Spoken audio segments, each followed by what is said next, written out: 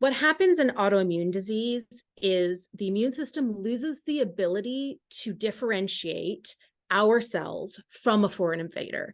And they start treating some protein in our body the same way it would treat a virus. The fail safes that are supposed to detect that and shut it down, they fail. We know that autoimmune disease is just complex. You can't ever point to one specific cause. Of course. So with the link to nutrients is that the immune system is like it's a nutrient hog. And the most common nutrient shortfalls from our diet, so nutrients we're not getting enough of, are all nutrients that are important for those fail safes to work and for regulation of the immune system in general. So the immune system is able to turn itself on, and it's not as easy for the immune system to turn itself back off. So if you have that accident of an autoantibody formed, you have the collection of factors that mean your fail safes fail. And then you have diet factors and lifestyle factors that are making it really hard for the immune system to turn itself off. That's like the perfect storm of events that are leading to autoimmune disease.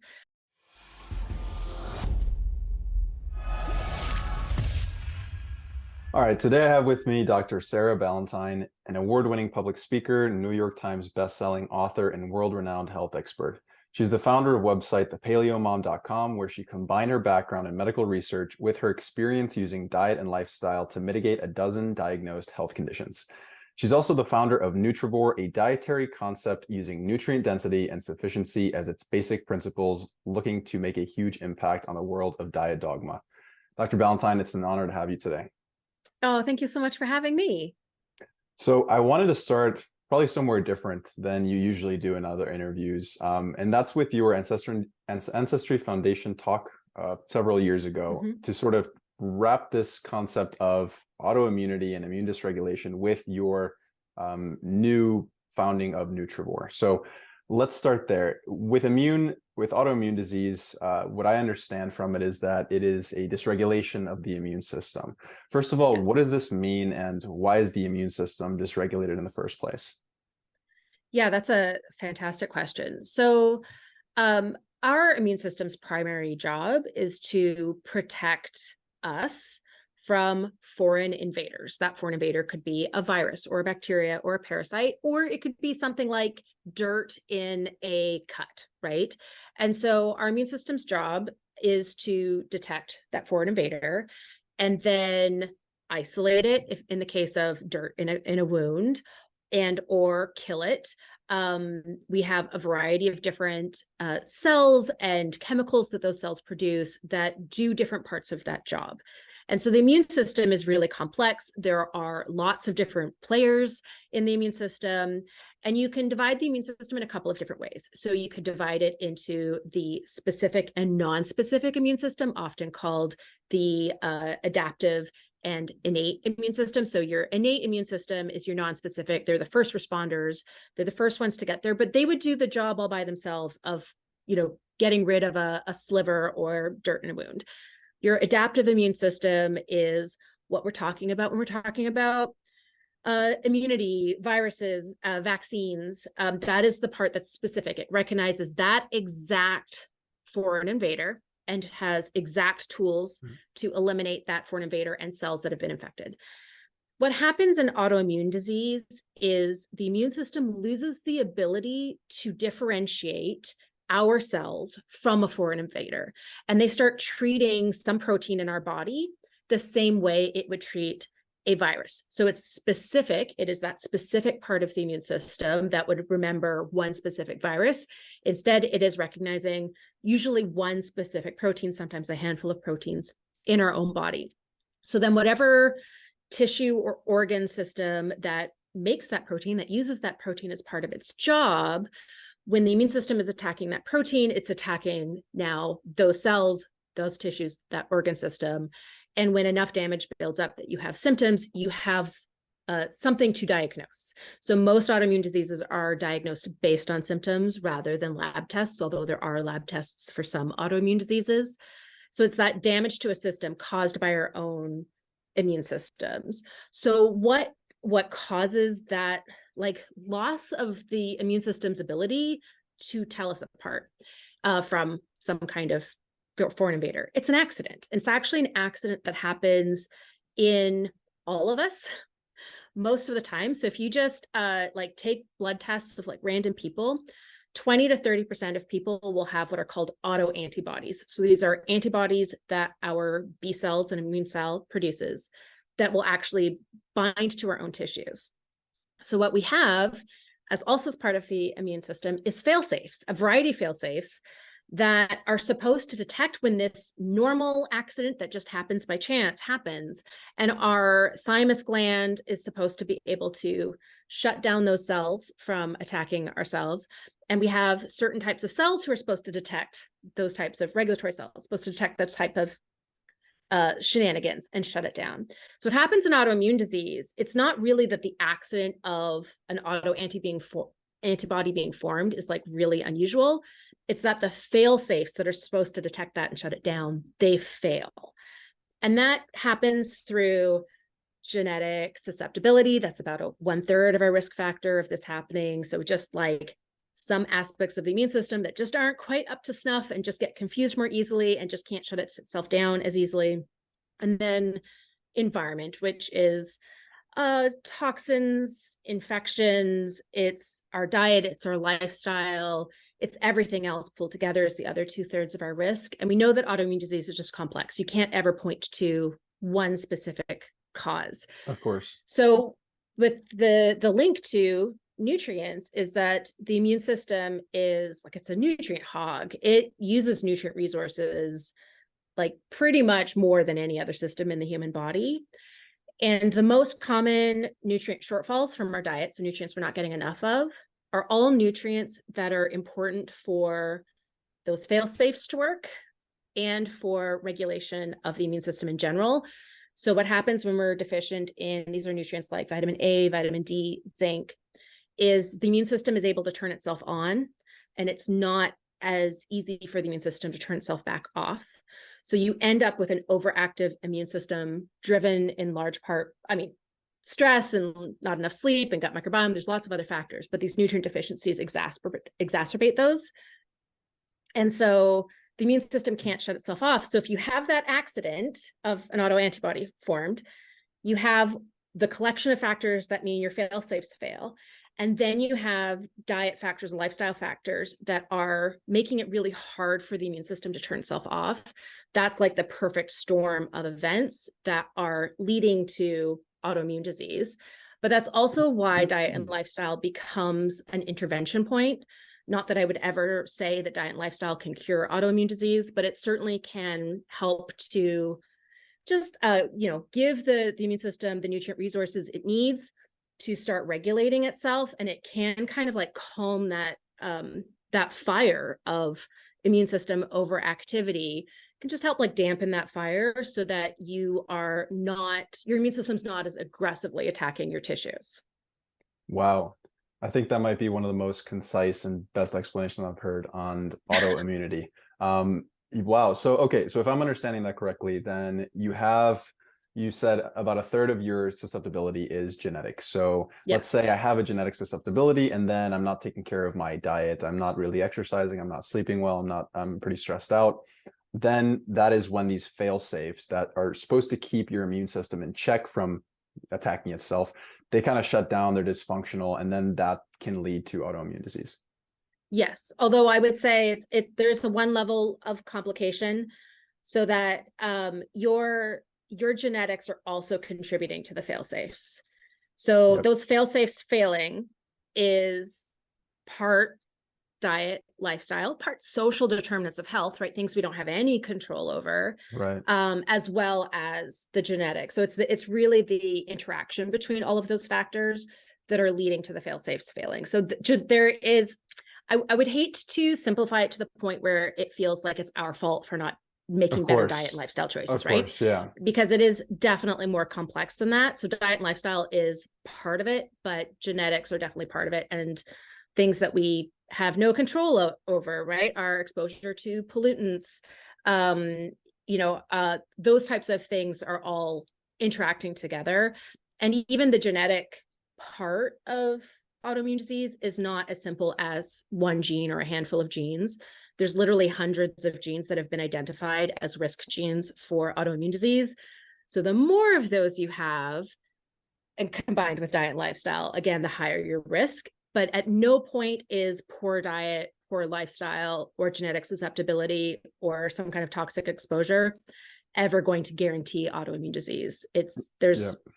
Unfortunately, there's a large part of this that is just bad luck as well. So that being said, what is the degree to which, in general, if there's any research that's been done on this area, what is the degree to which your lifestyle factors could help you? Let's say if you've already been diagnosed with an autoimmune condition, how much can lifestyle interventions help to mitigate some of that? And if you have not yet developed an autoimmune disease, what is the degree to which lifestyle interventions can decrease your risk of developing it? Yeah, so I think it's hard to quantify in a generalizable way. We have done some sort of proof of concept clinical trials on the autoimmune protocol, which is a diet and lifestyle intervention. So it combines a focus on nutrients, giving our immune systems those nutrient resources, an elimination and challenge protocol, so identifying our own food triggers of autoimmune disease, and then lifestyle, so getting enough sleep, managing stress, being active, but avoiding overtraining. So it kind of encompasses all of, it would be like best practices for diet and lifestyle is kind of how I would describe the autoimmune protocol, with a large amount of self-discovery. Sure. So those we've done inflammatory bowel disease. It showed a 73% remission in 6 weeks. We've done Hashimoto's thyroiditis, which showed some improvement in inflammation and quality of life symptoms, but certainly we could still see markers of disease activity in all of the patients. So there was no remission. So that goes everywhere from like 73% effective in 6 weeks to there's some improvement in symptoms, but we still have disease activity in 100% of patients in 6 weeks. So it's probably disease specific, exactly, how effective diet and lifestyle is. Certainly there would be an amount of time that would probably vary from person to person. I don't work with patients, but I talk with a lot of people who have used diet and lifestyle as either complementary approaches, so they're still doing all of the medications and other treatments their doctors recommend, or as a primary approach, but under the supervision of their doctor. I would never recommend firing your doctor and just thinking that diet and lifestyle are going to be the magic. You always want to do this like with your doctor's, blessing and monitoring, right? Because they have amazing expertise and tools to help. We want to use the best of all of our tools. So I've seen everywhere from the teenager with psoriatic arthritis being able to get out of a wheelchair in 2 days, which is not the normal experience, but quite an inspirational story, to the person who's been plugging away and actually really, discovers that their best health is a combination of diet and lifestyle and supplements or medications from their doctor, and they kind of have to put all of those pieces together over months or even years. And I've seen that entire spectrum. So it's hard to say, okay, do these things and you can expect this result in this amount of time. Autoimmune disease is so complex. I think it would be naive to expect the solution to be simple. Of course. Yeah. No, that makes a lot of sense. And, going back to your Ancestry Foundation talk, you had mentioned that there are 3 main pillars which do affect autoimmunity, which are, and of course, what we talked about with nutrients and with, stress and all that stuff feeds into all of these, but they are roughly gut health, hormone regulation, and nutrient density. Is that still accurate, or what sort of evolved since then? Yeah. So I would say if we're looking at what we need to, like, what are the biological systems that feed into the immune system? Like, we've already talked about the immune system requiring a large collection of nutrients in order to function properly. Our hormones are impacting how our immune system is working. And that's not just like sex hormones like estrogen and testosterone, but they do. It's thyroid hormones, it's stress hormones like cortisol, it's neurotransmitter hormones like serotonin, dopamine, melatonin, and they all are influencing very intricate details of immune function. And so a too high level of any of those hormones or too low level of any of those hormones can then impact. It's not just impacting how our immune system is functioning, it's also impacting how our immune system is responding to our nutritional interventions. And so the lifestyle aspects of the autoimmune protocol are really about hormone regulation. And then gut health is that last piece. So actually, our gut microbiomes impact every aspect of our health. Every disease in which we've looked for a connection, we have found one. And our gut microbiome composition and metabolism is impacted by our diet, but also our lifestyle and also our hormones. So they're almost like, I mean, it'd be a Venn diagram with 3 overlapping circles, right? Like they're so intertwined that you can't separate one as an inflection point or one necessarily as an intervention point. And that's why diet and lifestyle really go hand in hand when we're looking to use lifestyle as a lifestyle, the bigger word that incorporates food choices. We're looking to use that as a way to, again, sort of like give the immune system this opportunity to kind of regulate itself, and looking at it as a symptom management tool. It's why we can't ignore sleep and we can't ignore stress management. We can't ignore activity, because those are influencing the impact, or those are influencing the composition of the gut microbiome, as well as hormone regulation, which are impacting how the immune system is going to respond to nutrition. Now, in terms of gut health and hormone regulation, before we dive into nutrient density, I know there are a lot of different things that, as you said, they interact with our gut, and hormones interact with our gut, and our gut also can probably impact our hormones as well. But are there any specific interventions that you have researched or you have used yourself that are helpful in specifically targeting the gut, like dysbiosis or leaky gut or something like that? Yeah, I mean, the current experts right now would have a really hard time saying there's any diet cure for gut dysbiosis, and that if you're dealing with gut dysbiosis, you would want to look at diet and lifestyle, as well as do something like a probiotic treatment. You might want to do some type of selective non-absorbable antibiotics in order to kill off any particular pathogens. Like you would normally take a fairly multimodal approach to fixing gut dysbiosis. That being said, there's not like a popular diet out there that has a really good scientific foundation for improving gut microbiome composition. So if you look at the literature and you kind of take all those pieces and put them together, you would see a really nutrient dense diet, because our gut bacteria have essential nutrients as well. You would see a very vegetable forward diet, lots of vegetables. You would see a moderate carbohydrate diet, so not low carb. Our gut bacteria really don't like it if we drop our carbohydrate intake too low. So you would see starchy carbs being embraced, like root vegetables, fruit being embraced. Seafood is the best protein for the gut microbiome, and the best fats are long chain omega fats. And then you would see like olive oil is really, really good for the gut microbiome, and like phytonutrient rich foods. So that's like vegetables, fruit, but also things like tea. And so right now, when you look at like what are the popular gut focused diets, they're usually elimination diets. They're typically not designed for long-term use, but they're being used for long-term use. And like, for example, scientific studies show that low FODMAP diets for gut symptoms actually worsen gut dysbiosis over time.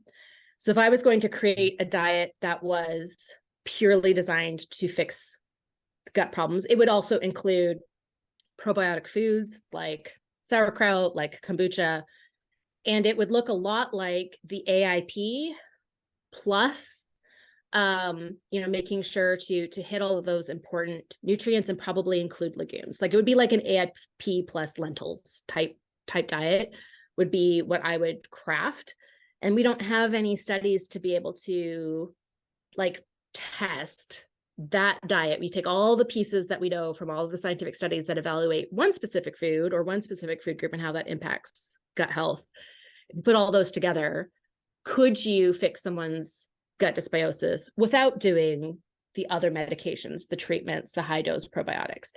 I think my hypothesis would be yes. My hypothesis would be that yes, you could in that situation treat with just diet, but I don't have a clinical trial that puts all of those pieces together to be able to point to. So until it's tested, it is only a hypothesis. Right, of course. Yeah. And again, like you mentioned, it's so individual. Like, somebody may have a totally different looking gut microbiome than somebody else. And so they may need a totally different protocol, and their sensitivities and allergies might be different than another.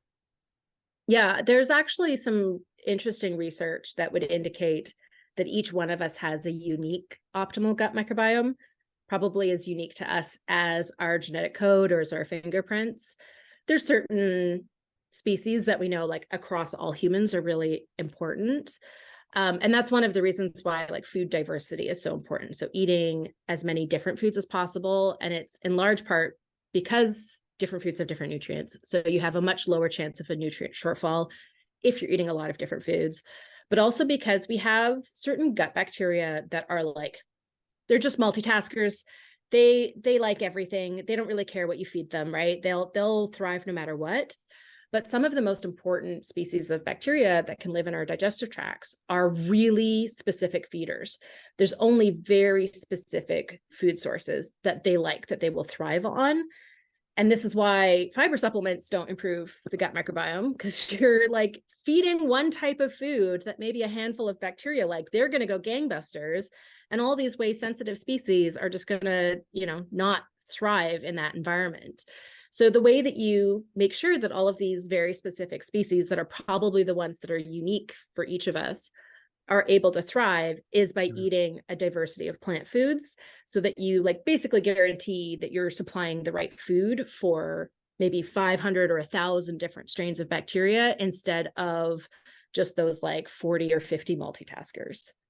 Yeah, that makes a lot of sense. And I know there's been a lot more talk lately of like, well, what is the optimal gut microbiome? And I think it is, from what I've gathered from many experts, it's what you're saying. It's individual to each person. And also like different microbes can actually adapt to different fuel sources. So there was like Dr. Lucy Mailing published a paper and it was titled, I think, like Reframing Nutritional Microbiota Studies. And it basically mentioned that they compared animal-based diets to plant-based diets and actually found that it wasn't as clear-cut as like, oh, well, animal-based diets are just bad for you. It's like, well, microbiota seem to adapt to different types of fuels, whether it be like saturated fats or whether it be, like omega-3 fats. And so it's not as clear-cut like you're saying.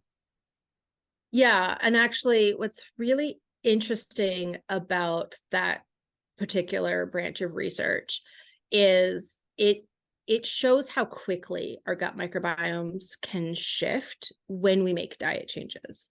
So our gut microbiomes can almost completely change not just what species are dominant, but also how they're metabolizing. So the exact food they're eating and what they're producing in as little as 2 to 3 days, which is great information if you're trying to make healthy changes. You know that you can expect some results, in a short period of time. There's other changes that we see more over like 6 to 8 weeks. But it's also scary when you think about like how quickly falling off the rails can negatively impact our gut microbiomes. Right, of course. Yeah. Now, I want to transition over to Nutrivore, and I'll sort of preface it by saying that you've mentioned in several other interviews that a bunch of diets and foods seem to have health benefits, some of them more than others, and there are certainly a lot of diets that don't have the purported health benefits that they claim to have. Yes. And in creating Nutrivore, you looked for the commonalities between the ones that did show promise, and you found them to be nutrient density. Is that correct? And sort of tell me about that process. Yeah, so I would say I have started resonating with the term Nutrivore more than any other dietary term, probably for the last 7 or 8 years. And the way I define Nutrivore is this very simple goal of just getting all of the nutrients that our bodies need from the foods that we eat. And it sounds really like logical and like it just makes sense, right? Like, well, of course that's what we're trying to do. But that concept is not actually integrated into very many dietary templates, right? The Autoimmune protocol is kind of an exception, and largely because of my influence. And so what happens is, like, most people don't actually know what nutrients, different nutrients do in the body. They certainly don't know what foods contain what nutrients or how much of them we need. And what's happened with like diet culture's focus on thinness instead of health, and our paths to thinness for the last 50, 60 years of diet culture have been, this is the food you cut out, right? And depending on which diet you resonate with, you're going to cut out something different, right? You're going to cut out, first you're going to go low fat, and then you're going to go low carb, and then you might go paleo, and then you might go keto, and then you might go carnivore, you might go vegan. So the problem with diets being defined by what you eliminate and by weight loss being your only metric of health is that the body adapts. So no matter how you lose weight, your metabolism is going to slow down, and your hunger hormone ghrelin is going to increase over time. This is why maintaining weight loss is so hard. Like losing weight, almost every diet works to lose weight. Maintaining weight loss really comes down to addressing habits. And so addressing big picture structural issues with diet. So eating more whole foods, eating more vegetables, living an active lifestyle, managing stress, getting enough sleep, right? Those are the things that help with maintaining weight loss. Those aren't typically integrated into a diet. And so what I've seen in diet culture is this, okay, I do this thing because I cut out these foods. It worked for a while. It stopped working. So what I'll do is I'll cut out more foods. And we're seeing this like rise in popularity of ever more restrictive eating patterns.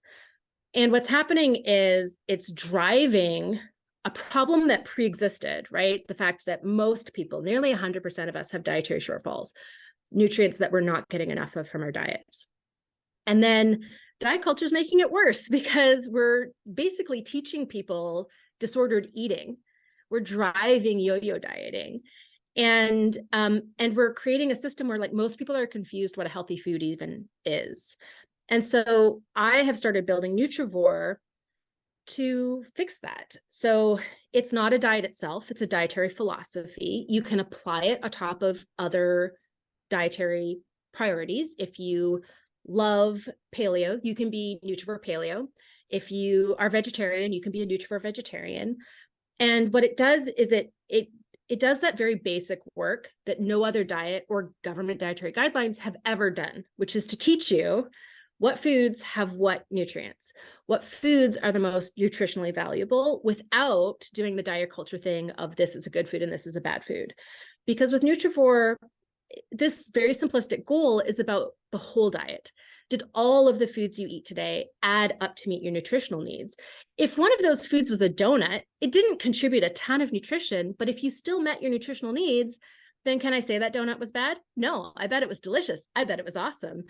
So Nutrivore embraces like quality of life foods, right? Foods that nourish us in ways that's different than nutrition, because we can completely sidestep these moral judgments on foods and just simply look at, what are the foods that I can focus on to make sure my nutritional needs are met? And then I can round that out with whatever I want, whatever fits my priorities, whatever dietary structure suits me, or anti-diet, or, intuitive eating. It's sort of compatible with all of those things. It really bridges the world between diet and anti-diet. So for me, my journey has been research-based. It has been learning about the gut microbiome. It's been really getting into the nitty-gritty of not just essential nutrients, but non-essential nutrients, actually, I find more fascinating.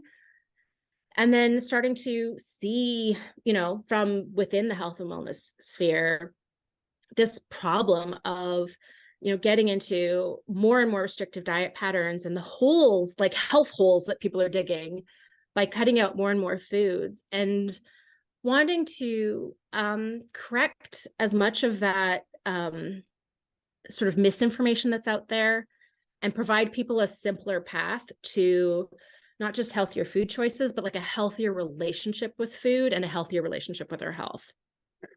I think that's, I think you hit the nail on the head on the dieting culture aspect, because that's what I see a lot of is like track your calories, no matter how you're getting your calories down, just get them down. And oftentimes that's like, you'll see you'll see these people sort of touting this app that helped them with their tracking, and they'll say, well, I can still eat bread on it as long as I'm under my calories, like refined bread. Not saying that's the worst thing in the world, but it's definitely not the best thing in the world in terms of nutrient density. And so it is exacerbating this problem of nutrient insufficiency. Yeah, and I would say there's like a completely analogous tracking of carbohydrates and a completely analogous tracking of fat grams, or like low carb, low fat cycling, or right, like there's a lot of different paths to like an overly simplistic view of foods that does us a disservice, right? When we see foods as just good or bad, or we're simply counting macronutrients, we are missing the forest for the trees. Food nourishes us by providing nutrients, which are the raw materials that fuel the chemical reactions of life. And we don't have the raw materials that fuel all those chemical reactions, the chemical reactions are slower or they can't happen. And since every single biological system in our body relies on chemical reactions to do their jobs, if we don't supply those raw materials, those biological systems start to malfunction. And that's why nutrient deficiencies are linked with increased risk of every chronic illness. One of the things that I was very interested in when I was looking into your website and the database is that Nutrivore is not just focused on like vitamins and minerals, which are of course very important, but also phytonutrients. Could you explain briefly what are phytonutrients?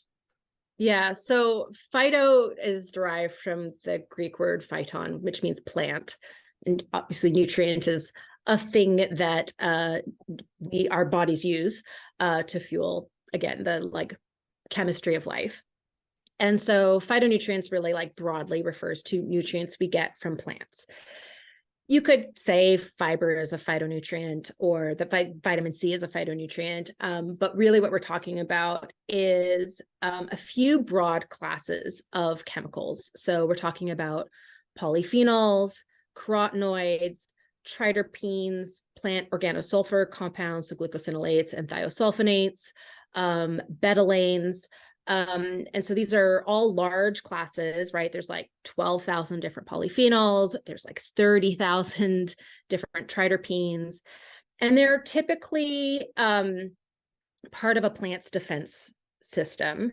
So they, or they are part of a plant's flavor, aroma, taste.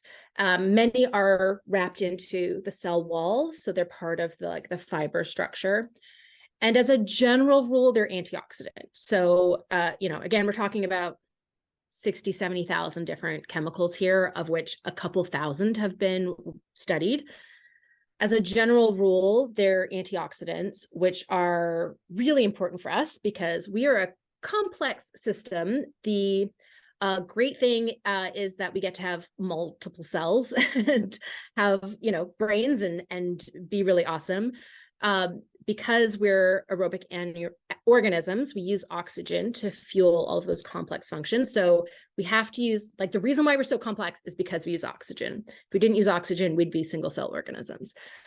The price that we pay for that is the production of what are called oxygen radicals or reactive oxygen species, oxidants. So oxygen damages our DNA over time. And that's what actually causes aging, is all of the damage from oxygen.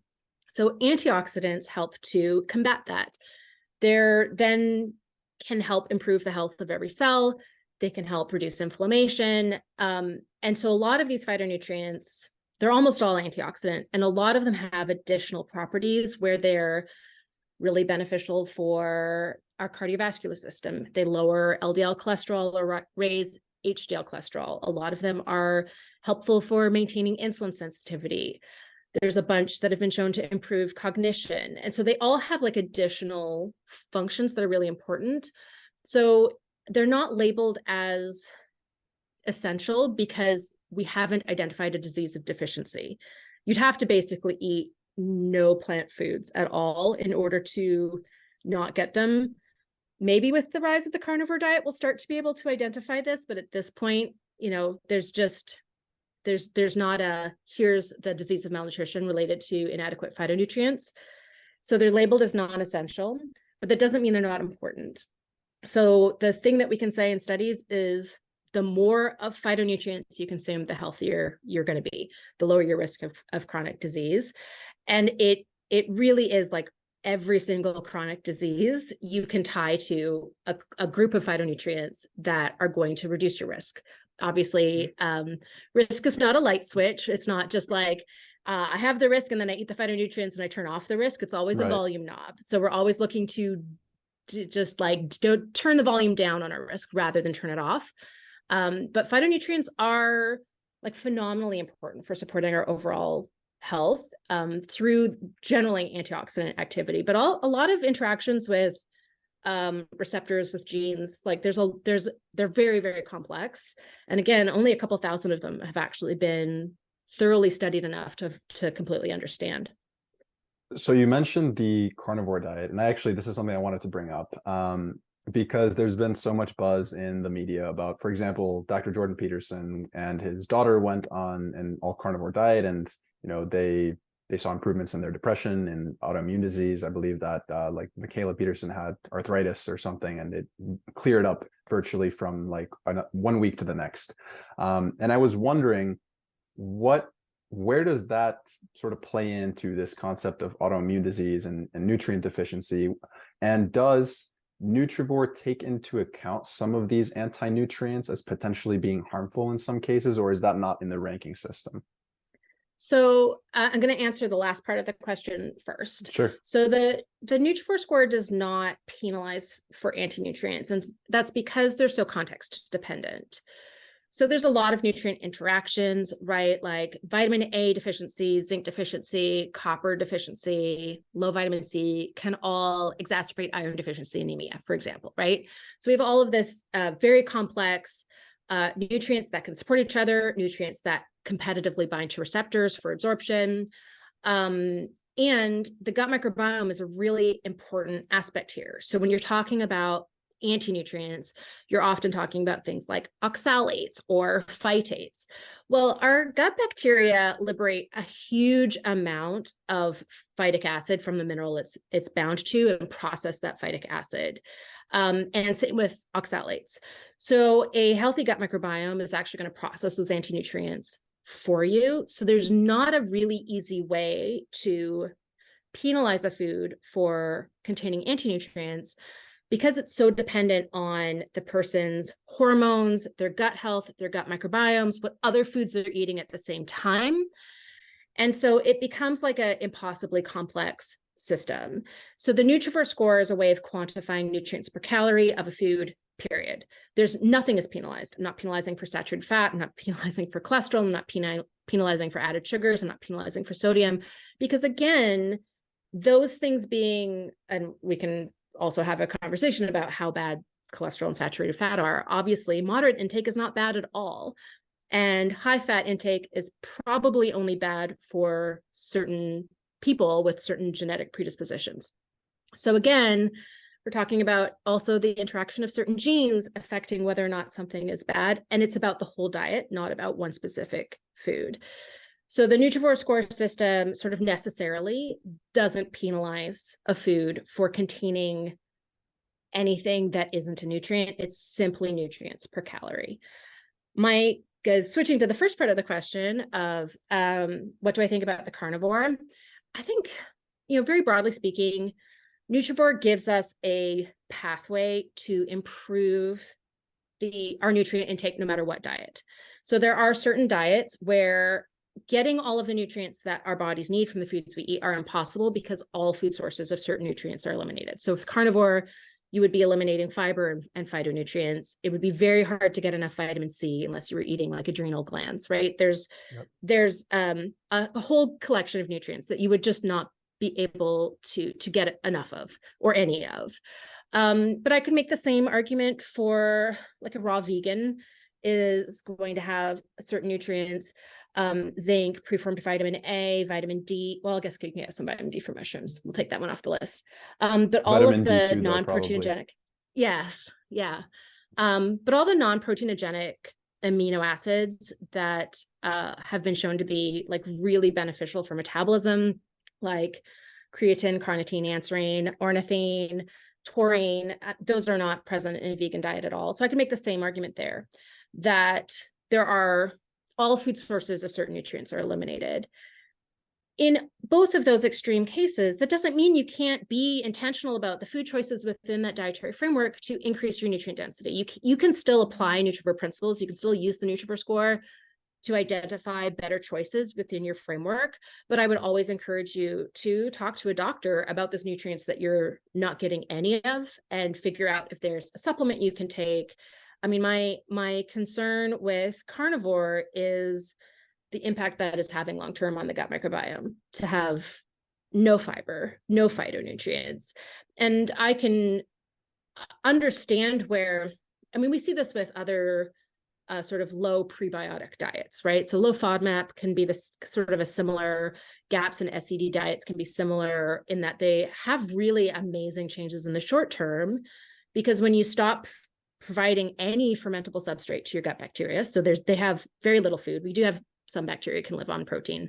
But when you're dramatically cutting down the types of food they have, you suppress growth and you see all of the populations go down, including the problematic ones that are linked with disease. And so that's where you see that symptom resolution is you're like, yeah, you're bringing down the populations of all of these problematic bacteria. But over the long term, you're not supplying enough of those foods that those keystone species that are really important for a healthy gut need to survive. And so it's sort of a similar problem with all of these diets that eliminate food for our gut bacteria, is that they have tremendous power as a short-term intervention and huge limitations as a long-term lifestyle. But all that being said, you know, my big recommendation is like, have a look at Nutrivore, see how you can improve your nutrient intake, and then talk to your doctor about the limits of where you are as an individual in terms of your food choices, and see if you can identify either a small list of foods to add back in that can help meet those nutrient shortfalls that feel good to you, that are aligned with your priorities, and or, you know, supplements that can help make up the difference. I think for everybody listening and watching, that's a very important mental framework for people to have, is that something that may be beneficial in the short term may be detrimental in the long term. So that's super helpful. Yeah. I wanted to talk about herbs and spices, because they seem to have very high scores on Nutrivore. Mm-hmm. Are we getting enough from just like, you know, using as garnishes or, you know, seasoning our foods, or is this like a supplementation route? What do you think there? So there's only a couple of studies that have actually tried to quantify health benefit from herbs and spices. But they show as little as about a teaspoon of dried spices, that'd be about a tablespoon of fresh spices per day, actually reduces cardiovascular disease risk. So it doesn't take a lot to be able to measure a health improvement.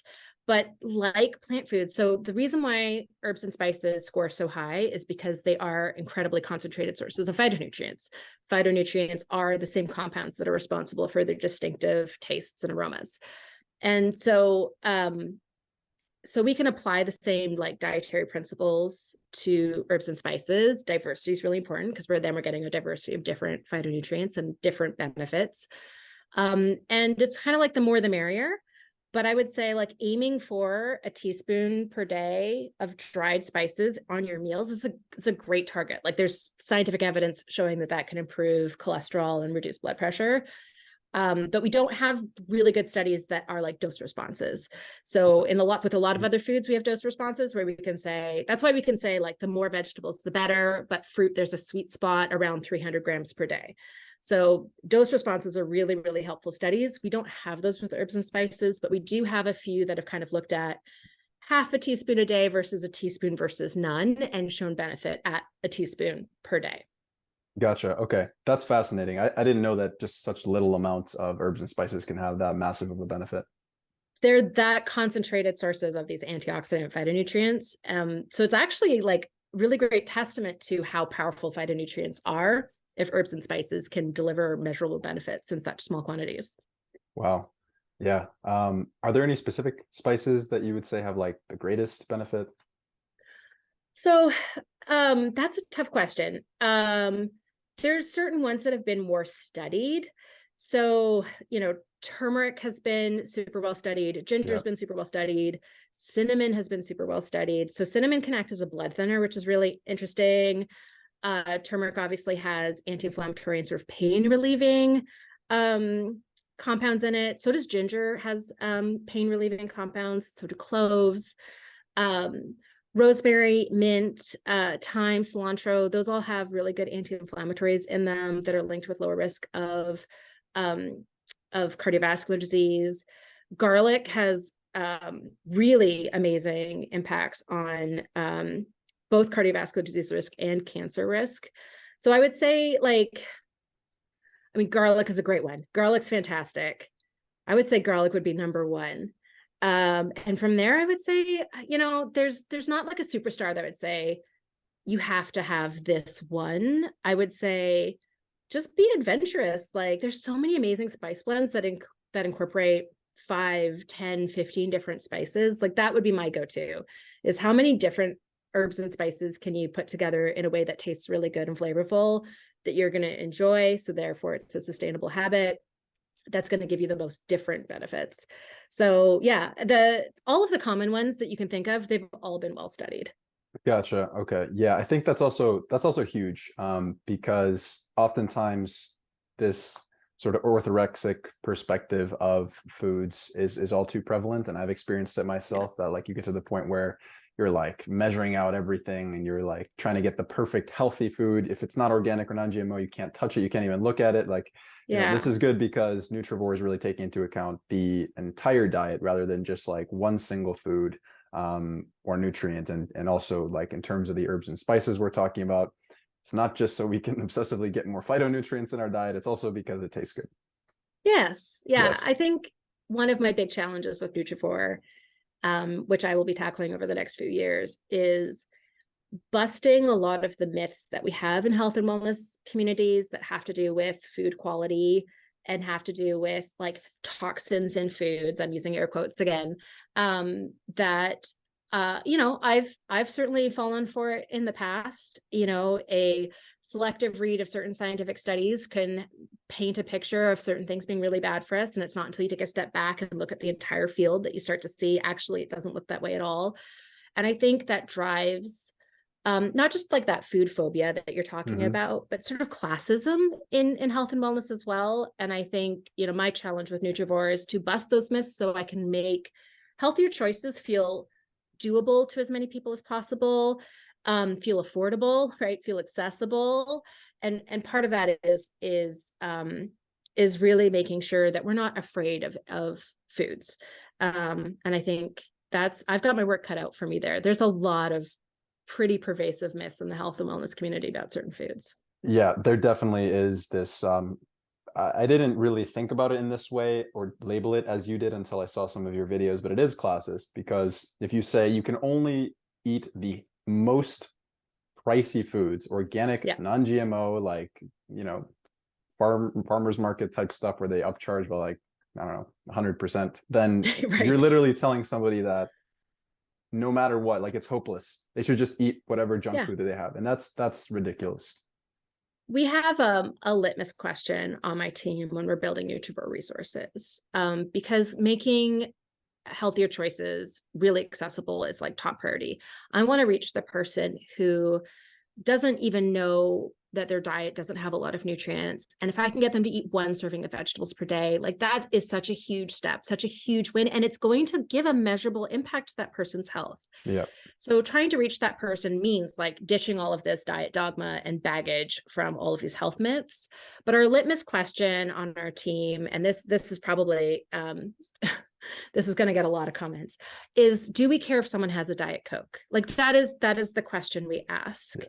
And it's taken me a lot of like learning and really examining my own like biases and how diet culture had affected my own approach to food. Like, is Diet Coke healthy? No, I'm never going to say that. But if you eat more vegetables, and you're eating more seafood, and you're eating a really nutrient-focused diet, and you love Diet Coke and you have one Diet Coke, I can't point to that causing harm. There's no scientific evidence that would say in that context it's going to cause harm. Yeah. And so the approach that I'm trying to make with Nutrivore isn't just getting away from that sort of dichotomous approach to eating where we have good foods and bad foods, but it's also trying to make healthy eating accessible, because that way it's sustainable. I mean, we've got this huge problem with people going on and off diets and basically making their health worse with every cycle. And Nutrivore is here to just like put a stop in it and get rid of that like guilt to blame cycle that is driving so many health problems right now. Wow, I could keep talking about this for a while, but I want to honor your time. So where could people find out more about you and your work? So you can go to Nutrivore.com, brand new website, super spiffy and fancy. And my team and I are adding new articles almost every single day. So check back often because we're rapidly expanding the site. From there, hit the join tab in the top corner, and then you can find me on all of the social medias. You can find my Patreon. You can join my newsletter. Lots of great ways to connect with me and get lots of amazing resources for free, because I share information freely with everyone. Beautiful. And I'll have those linked in the show notes as well. Before we go, I have 3 final questions that I like to ask everybody. First, what are your top 3 most influential books you read?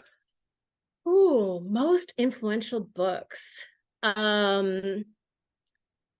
Okay, this one is tangential, but Emperor of All Maladies was a book that it's about cancer. It's to me, it's influential in how I write, because it turns science into an amazing form of storytelling. Like it earned a Pulitzer. It absolutely, earned it. Like it was amazing. So influential in the sense of that's the book that I go back to when I am struggling with how to communicate a complex scientific topic. So a book that was very influential in my life, sort of professionally. Mm-hmm. I'm going to go with like complete fiction. I would say Outlander by Diana Gabaldon. Outlander fans know it's not a romance, and it should never be in the romance section. It's definitely a historical fiction. But she has a PhD in biochemistry. So it's another really interesting transition from science to storyteller. But it's also a super compelling story that I can't say it enriched my life more than influenced it, if that makes sense. But I feel like probably no one ever puts fiction on a list like this, No. like a book that influences you. But I think that fiction has such a role to play in how we navigate the world. And one of the themes in that book is sort of a connection with nature. And it's like 3 themes down. And so there's an aspect of that I find really amazing. And then I would say probably one of the very many foraging books that I own is probably like the other really influential. I think wild foods are fascinating. And I start every morning with a 4-mile hike in the woods with my dog, and I am slowly one mushroom or other wild edible at a time, like learning my way through the forest of like what I can pick and eat in the mornings. But I have like 15 different foraging books. So I'm not sure. Maybe Eating on the Wild Side by Joe Robinson as like probably the first book that I got that really like made a really compelling difference for wild foods. Yeah, that's one of my goals too, is to get more familiar with foraging. What is your morning routine? So I get up and I make my coffee. I let my dog out of the crate and have dog cuddles on the floor. I have breakfast, and then we go for, again, a 4-mile hike in the woods. It's unplugged time, so I'm not listening to a podcast or the news. I'm just like walking in my own head in nature. And then a few days a week, I go straight from the woods to the gym and lift weights. And the other days I come home and go straight to work. So my morning routine is really like dog centered, but I watch the sunrise every morning from some beautiful natural place. And that is the best way to start the day. And what are your 3 favorite foods? 3 favorite foods. Mm-hmm. I like so much food.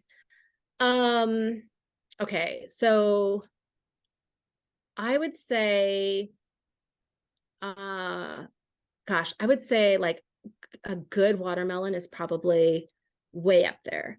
Like good watermelon and good stone fruits would be on that list. Um, Lamb, I think, would be my favorite meat. My favorite vegetable is lettuce. That's like the most boring, embarrassing answer because I also just like it plain. So I just want to like sit there and eat a whole head of lettuce. And I realize that makes me very, very weird. But it is my favorite vegetable, is like Okay. just good fresh lettuce. Yeah. So I was okay. Watermelon, lamb, and lettuce. All right. Perfect meal right there. Awesome. Perfect. All right. Well, thank you everybody for listening and watching to the podcast. You can find all the resources that we mentioned in the show notes. And thank you so much for your time. Oh, thanks so much for having me.